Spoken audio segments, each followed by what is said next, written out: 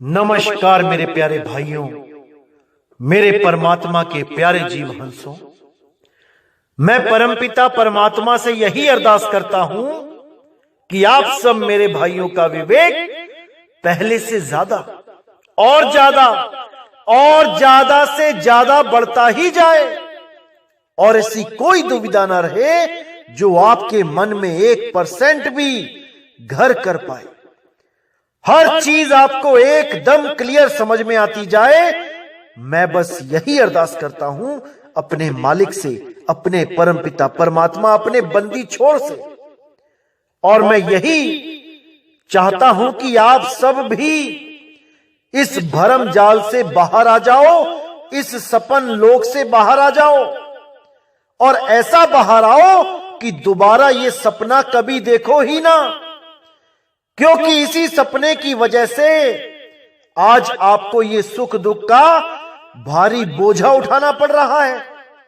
अगर ये सपना देखा ही ना होता तो कोई भी सुख और दुख आपके जीवन में नहीं आता। लेकिन जो गलती कर दी है अब उसको सही करने का समय आ चुका है मेरे भाइयों। और अगर ये समय एक बार निकल गया तो मेरे भाई हाथ पल्ले कुछ नहीं रहेगा, कुछ नहीं रहेगा। इसलिए मेरे भाई अभी होश कर लो, अभी कुछ नहीं बिगड़ा है, अभी समय है। अगर एक बार ये समय निकल गया तो पछताने के सिवा कुछ हासिल नहीं होगा, कुछ हासिल नहीं होगा।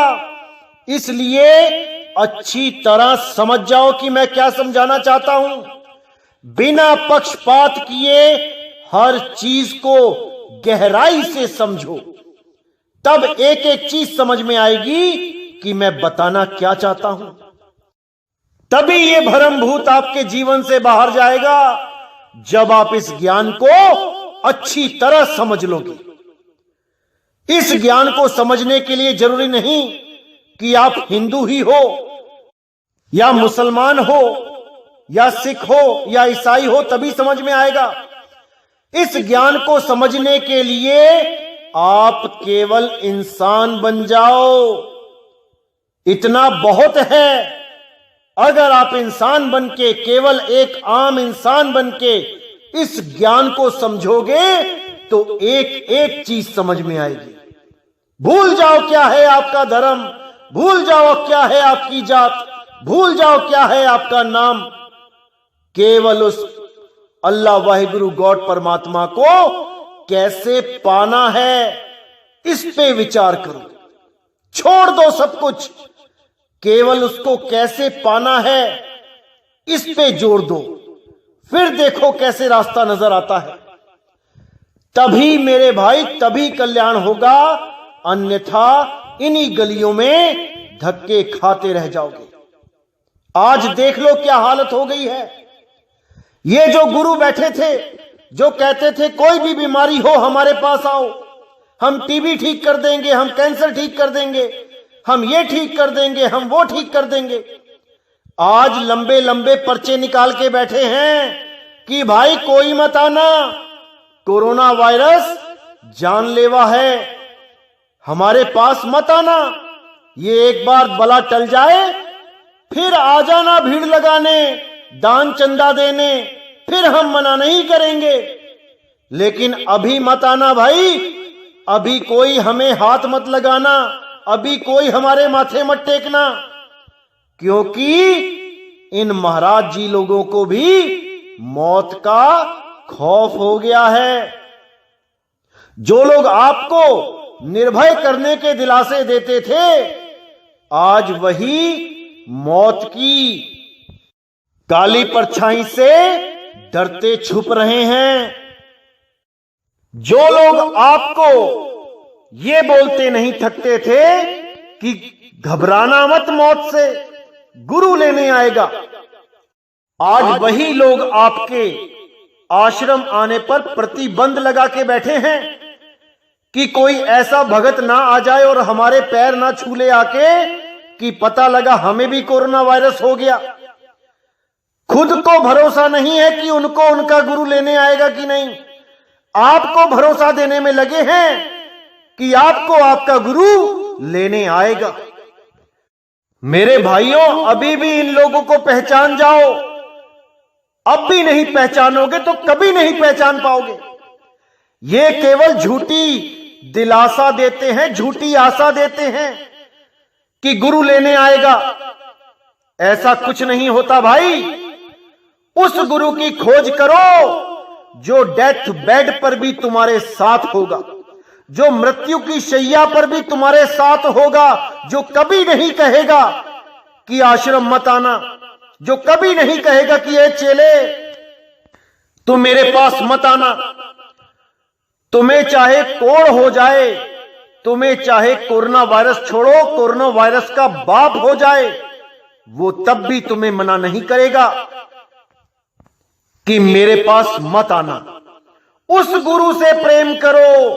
कौन है वो गुरु? शब्द गुरु है वो। वही शब्द गुरु है जो कभी किसी कोरोना वायरस से नहीं डरता, जो कभी किसी काल से नहीं डरता। इन गुरुओं की शरण में बैठे हो जो एक छोटे से वायरस ने ही हिला के रख दिए। इन लोगों पे आस लगा के बैठे हो जिनको एक छोटे से वायरस ने हिला के रख दिया। अभी समय है मेरे भाई, आंखें खोल लो, पहचान लो उस शब्द गुरु को, इससे पहले कि देर हो जाए, इससे पहले कि तुम्हारे प्राण पखेरु उड़ जाएं। अपने प्राणनाथ को पहचान लो मेरे भाइयों, पहचान लो। वही प्राणनाथ सारे जगत का प्राणनाथ है, वो सारे जगत का जगदीश है। उसी के लिए बोला गया था, जब आएगा बीसम बीसा, ना रहेगा ईसा, ना रहेगा मूसा, राज करेगा जगदीसा। इसका मतलब यह है, साफ बोल दिया, साफ समझा दिया कोड में कि 2020 में ऐसा समय आएगा जब ईसा और मूसा, यानी कि शरीरों की बात हो रही है यहां पे, कि ऐसा ज्ञान चलेगा कि शरीरों के भेद को खत्म कर दिया जाएगा। ईसा मूसा के यहां ताले लग जाएंगे और राज करेगा जगदीसा। वो गुरु राज करेगा जो सारे ब्रह्मांड का गुरु है, जो शब्द गुरु है, जो कभी भेदभाव नहीं करता हिंदू मुस्लिम सिख ईसाई में। उस शब्द गुरु का राज होगा 2020 के बाद पूरे 1000 सालों तक, क्योंकि 2020 की परिस्थितियों के बाद इतना विवेकी हो जाएगा ये जीव कि अपना भला और बुरा पहचानने लगेगा। उसको समझ में आ जाएगा कि किसी धर्म से जुड़ने से मुक्ति नहीं होती, उस जगदीश को याद करने से मुक्ति होती है, जो सब धर्मों से श्रेष्ठ है, हर धर्म से ऊपर है। और वही जगदीश इस दुनिया में एक संत के रूप में आता है, सब जीवों को समझाता है, सही ज्ञान देता है और अपना नाम ज्ञानी धरवाता है। आपने अनुराग सागर पढ़ी होगी, उसमें कबीर साहब ने अपने नाम को ज्ञानी बोल के समझाया कि ज्ञानी रूप में मैं इस दुनिया में आया और मैंने सबको ज्ञान से अवगत कराया, ज्ञान से रूबरू कराया। तो उसी ज्ञान रूप के बारे में आज हम पूरी चर्चा करेंगे, इसको समझने की कोशिश करेंगे कि क्या होता है ज्ञान रूप, क्या होता है ज्ञानी रूप। आज इसके ऊपर पूरा विवेक लगाएंगे। तो आज की वाणी शुरू करने से पहले मैं आपको बता दूं कि यह वाणी कबीर सागर से ली गई है और अधिकांश वाणियां मैं कबीर सागर से ही लेता हूं, जिसमें बकायदा पेज नंबर भी लिखा होता है, आप देख सकते हैं ग्रंथों में। और जिसमें नहीं लिखा होता है वो केवल इसलिए नहीं होता है क्योंकि ये फोटोज मैंने बहुत पहले ली थी, क्योंकि बहुत मोटा ग्रंथ है कबीर सागर, इसको उठा के यहां वहां जाना बहुत मुश्किल हो जाता है। इसलिए मैंने जो मूल वाणियां, जो प्रमुख वाणियां हैं, वो मैंने कैप्चर कर ली थी। उन्हीं वाणियों के ऊपर मैं सत्संग करता हूं। आप इसको ग्रंथ में देख सकते हैं, खोज सकते हैं, आपको जरूर मिलेंगी। तो आज का जो हम सत्संग करने जा रहे हैं वो कबीर सागर से करने जा रहे हैं। बहुत प्यारी वाणी है, इसको समझेंगे, पूरा विवेक लगाएंगे और नीर शीर का निबेड़ा करेंगे। तो क्या कहती है वाणी? धर्मदास कहे सुनहु गुसाई, ज्ञान शब्द मोहे समझाई।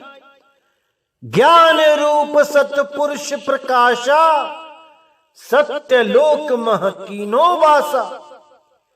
किहि विधि समझ परे यह बानी, कहिए सदगुरु नाम निशानी। कि हे बंदी छोड़, मुझे बताओ ज्ञान के बारे में, शब्द के बारे में।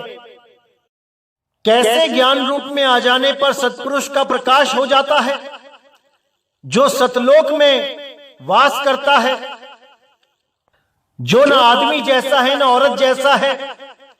कही विधि समझ परे यह वाणी, कैसे समझ में आएगी ये वाणी कि वो कैसा पुरुष है जिसका कोई आकार ही नहीं है, जो निराकार भी नहीं है, इन दोनों से परे वो ज्ञान रूप में बैठा है, वो कैसा है, ये कैसे पता लगेगा, कैसे समझ में आएगा? कहिए सतगुरु नाम निशानी, हे सतगुरु मुझे नाम की निशानी बताओ, कैसे समझ आई ये? जिसके लिए साहिब ने बोला था, तुमसे कहूं मैं नाम बिचारी, ना वो ज्योत ना पुरुष ना नारी। हे बंदी छोड़िए, ज्ञान कैसे समझ में आएगा? मुझे ज्ञान के बारे में बताओ, ज्ञानी के बारे में बताओ। तो आगे साहिब कहते हैं, ज्ञान स्वरूप पुरुष कर आही, ज्ञान ही रूप कबीर लखाही। ज्ञान प्रकाश दीप सम जानो, बिना ज्ञान बस झूठ बखानो। कि वो परमात्मा ज्ञान स्वरूप में बैठा है। जब हमें शब्द का ज्ञान हो जाता है तब हम उस शब्द के साथ एकाकार हो जाते हैं। वो शब्द ही ज्ञान स्वरूप है।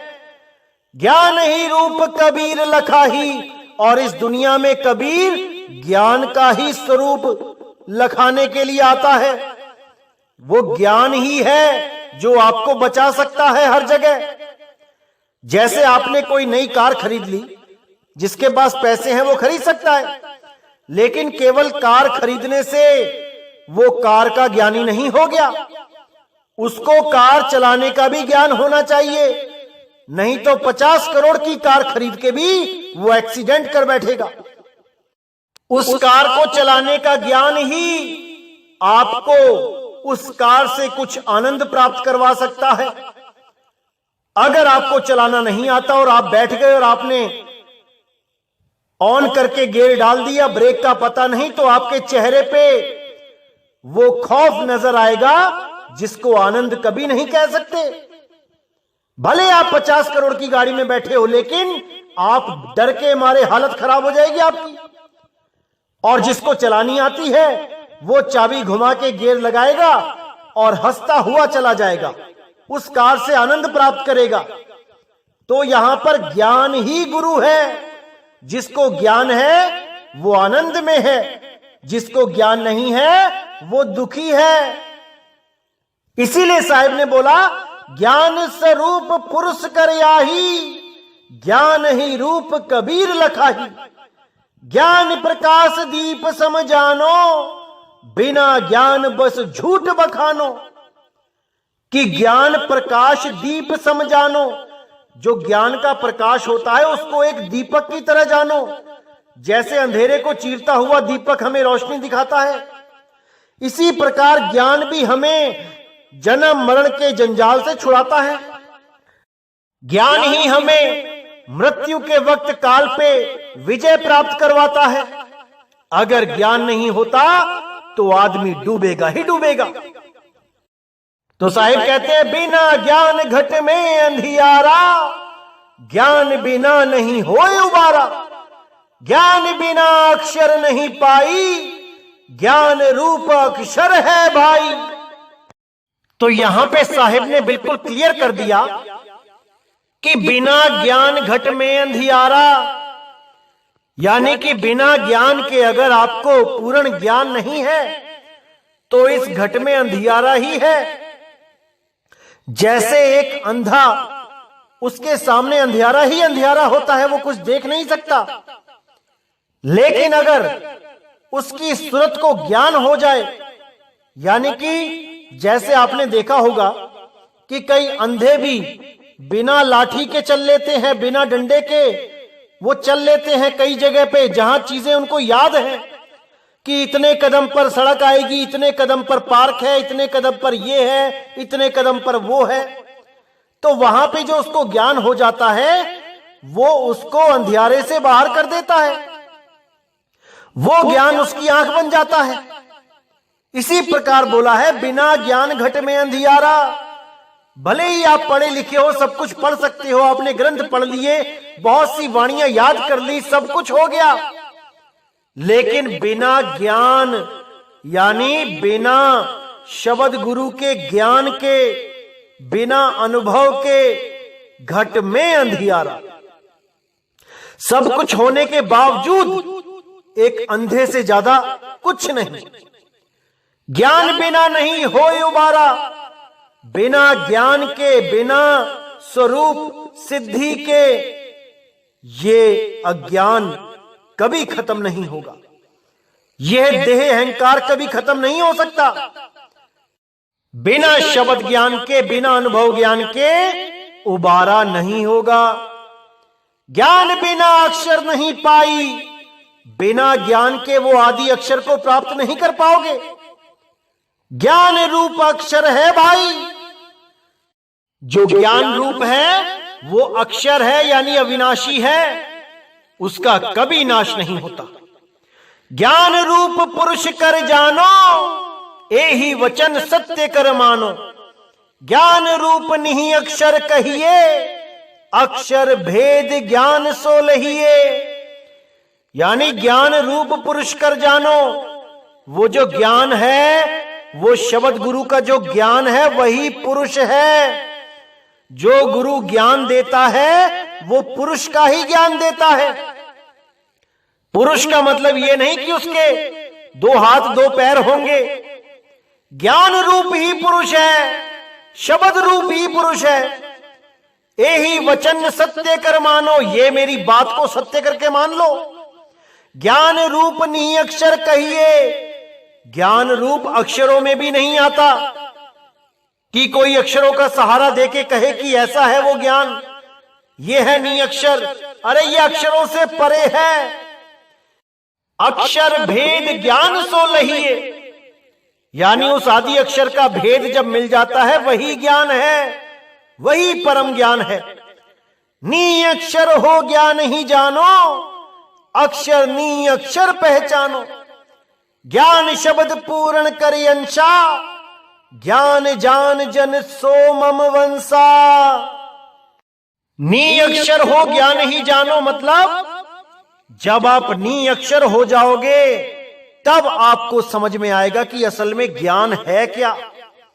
नी अक्षर हो ज्ञान ही जानो, अक्षर नी अक्षर पहचानो। जब नी अक्षर की अवस्था आपको प्राप्त होगी तब आपको समझ में आएगा कि वो सब अक्षरों से कैसे अलग है, कैसे वो आदि अक्षर नी अक्षर इन 52 अक्षरों से और जो 52 अक्षरों को ये कह आकार बनाता है, इन दोनों से कैसे अलग है, ये तभी पहचान पाओगे। ज्ञान शब्द पुरुष कर अंशा, ज्ञान जान जन सो मम वंशा। ज्ञान शब्द पुरुष का अंश, जिसको पूर्ण ज्ञान है वही परम पुरुष का अंश है, वही परमात्मा का असली हंस है, वही परमात्मा के दूत हैं। ज्ञान जान जन सो मम वंशा, मेरा असली वंश वो है जो इस ज्ञान को जानता है, ना कि गुरु के पुत्र को तुम वंश बोलते रहो। किसी गुरु से जो पुत्र हो रहा है तुम उसको कबीर पंथ का वंश बोलते रहो। अरे नहीं भाई, जो ज्ञानी है वही परमात्मा का वंश है। जो पूर्ण भेदी है वही परमात्मा का हंस है। बाकी सब काल के दूत हैं, एक भी परमात्मा का हंस नहीं। जो उसके मूल ज्ञान को नहीं जानता वो किसी को मुक्ति नहीं दे सकता। इसीलिए साहिब ने बोला, शब्द कहे सो वंश हमारा, ना तो बूढ़ मुआ संसारा। जो मेरे शब्द को ग्रहण करेगा वही मेरा वंश है। जो मेरे शब्द को ही नहीं जानता वो मेरा वंश नहीं है, बिल्कुल नहीं। तो आगे साहिब ने बिल्कुल क्लियर कर दिया, बिना ज्ञान नहीं वंश कहावे, ज्ञान होए तब शब्द ही पावे। सोई वंश सत शब्द समाना, शब्द ही हेत कथे निज ज्ञाना।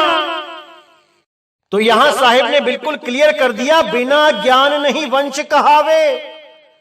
जिसको आदि अक्षर का और 52 अक्षरों का अता पता ही नहीं, वो मेरा वंश नहीं है।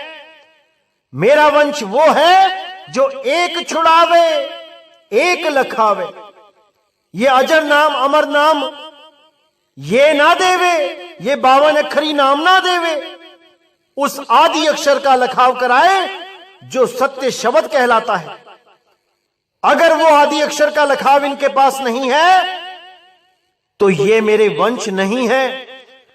और अगर कहीं सीआईडी करके पता भी करवा लिया तब भी ये मेरे वंश नहीं होंगे, क्योंकि इनके पास प्रैक्टिकल ज्ञान नहीं होगा। भले कितनी ही थ्योरी चोरी करके ले जाएं, लेकिन प्रैक्टिकल नहीं करवा पाएंगे, क्योंकि वहां पे मोहर लगती है गुरु की, वंश की मोहर लगती है। और आदमी को, इंसान को धोखा देना आसान है, परमात्मा को कोई धोखा नहीं दे सकता। इसीलिए साहब बोल दिया, सोई वंश सत शब्द समाना, शब्द ही हेत कथे निज ज्ञाना। वो मेरा वंश है जो शब्द में समाए, जो शब्द को जाने, उसमें सुरत को धरे। शब्द ही हेत कथे निज ज्ञाना, उसी शब्द के लिए निज ज्ञान को कथे, अपने अनुभव ज्ञान को कथे। उस एक शब्द को समझाने के लिए हर तरह से अपने अनुभव को सामने रखे और वाणी के द्वारा सारा खुलासा करता जाए। वही मेरा हंस है, वही मेरा वंश है, जो मेरी गुप्त से भी गुप्त वाणियों को खोल के समझा दे, सारे राज खोल दे, एक एक चीज को खोल दे, 1% भी शंका ना रहने दे। वही मेरा वंश है, ना कि ये गुरुओं के बच्चों को वंश बना के रख दिया। जैसे एक पिता का वंश चलता है अपने पुत्र से और फिर उसका आगे वंश चलता है उसके पुत्र से, ये गुरुओं में भी चल रहा है। बताइए क्या बनेगा? कबीर साहब कहते हैं, शब्द कहे सो वंश हमारा, जो मेरे शब्द को ग्रहण करता जाएगा वो मेरे वंश में अटैच होता जाएगा। यहां पर पिता से पुत्र वाला ज्ञान नहीं है, यहां पर गुरु से शिष्य वाला ज्ञान है। वो वंश है जो गुरु के द्वारा शिष्य बनाने पर कायम होता है, उस वंश की बात की गई है। तो आगे साहिब कहते हैं, कहे कबीर विचार के सुनियो हो धर्मदास, जो यह शब्द ही पाए है करी है लोक निवास।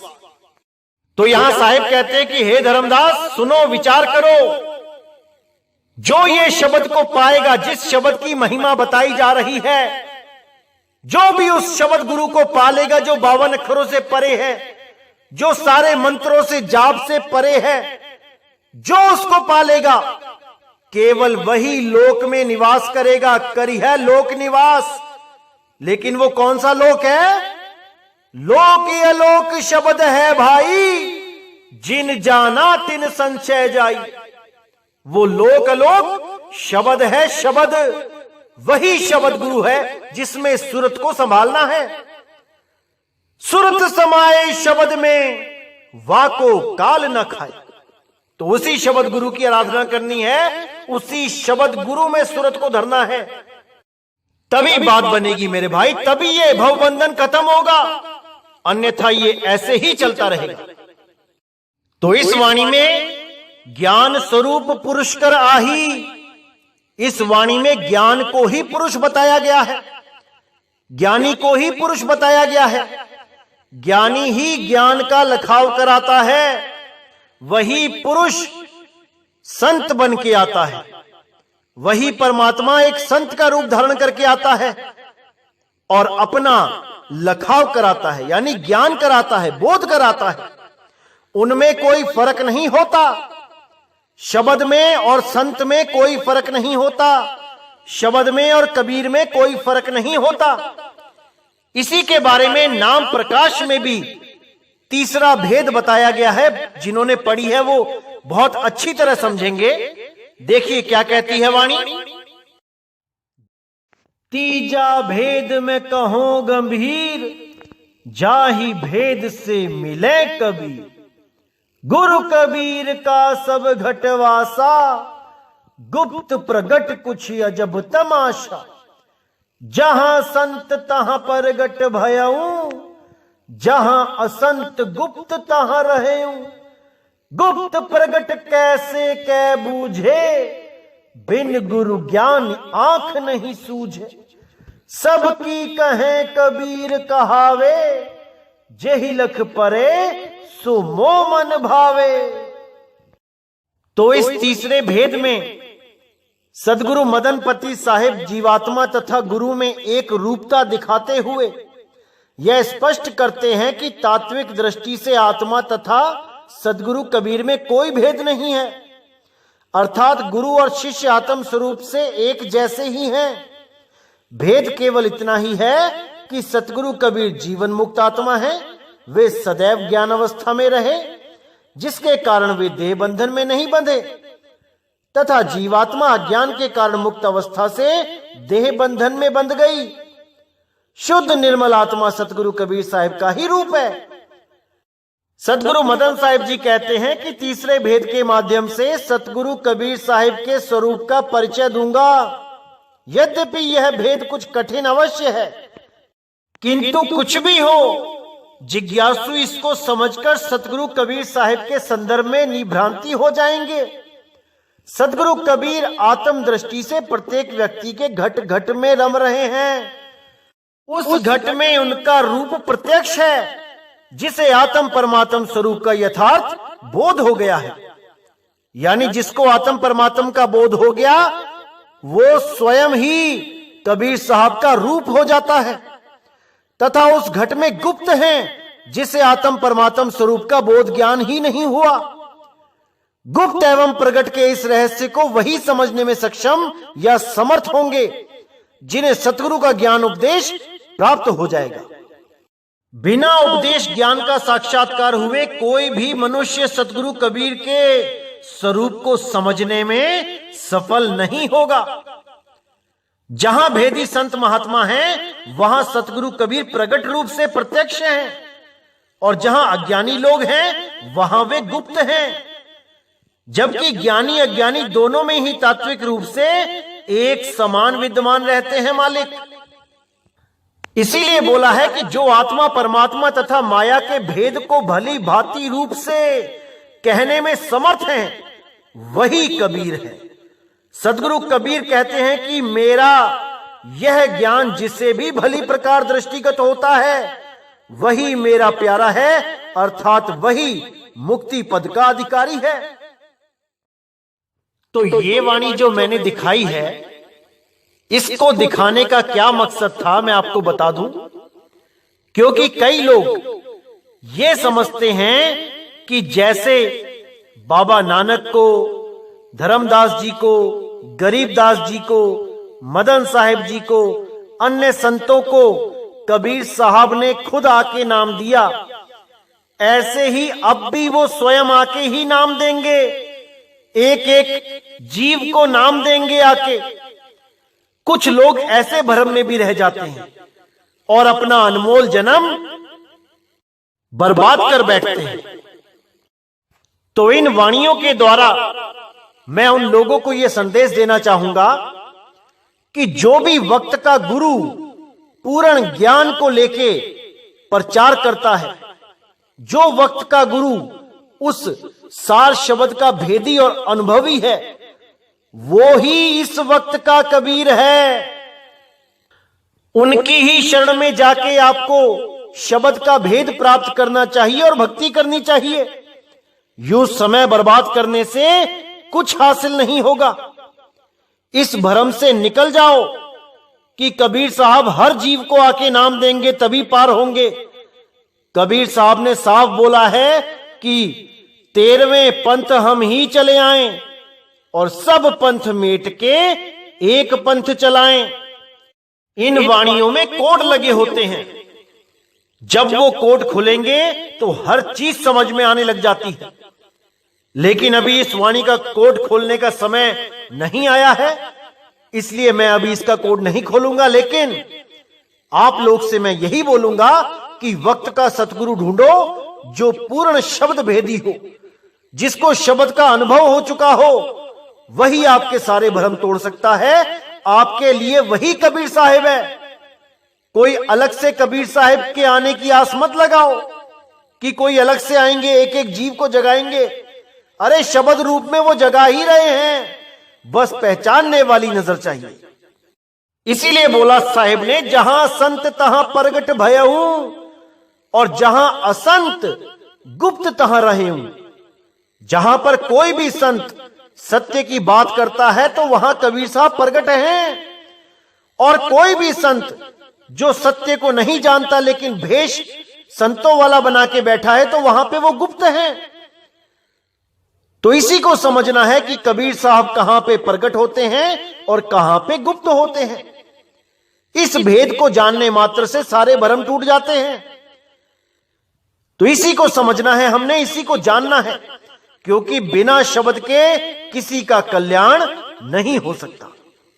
तो मेरे भाइयों, एक एक शब्द पे विचार करना है, एक एक वाणी पे विचार करना है और अपने जन्म को सफल करना है, समय बर्बाद नहीं करना है। तो इसी के साथ आज का सत्संग मैं समाप्त करता हूं और अगला सत्संग बहुत जल्दी आएगा, जिससे आपके सारे भ्रम टूट जाएंगे और आपके विवेक में और बढ़ोतरी हो जाएगी। आप बिल्कुल चिंता मत करें, एक एक चीज को समझा दिया जाएगा, एक एक चीज को क्लियर कर दिया जाएगा। तो मुझे विदा करें। जय गुरु बंदी छोड़ वैराग साहिब, जय गुरु बंदी छोड़ साधु शरण साहिब, जय गुरु बंदी छोड़ बाबा नानक साहिब, बाबा गुरु अंगद देव साहिब, बाबा रविदास जी महाराज, बाबा धर्मदास जी महाराज, मेरे पलटू जी, भीका जी, मेरे सभी संत। जय जय सतगुरु बंदी छोड़ सतगुरु सत्य कबीर साहिब की सदा ही जय हो, सदा ही जय हो। मेरे मालिक की साहिब बंदगी।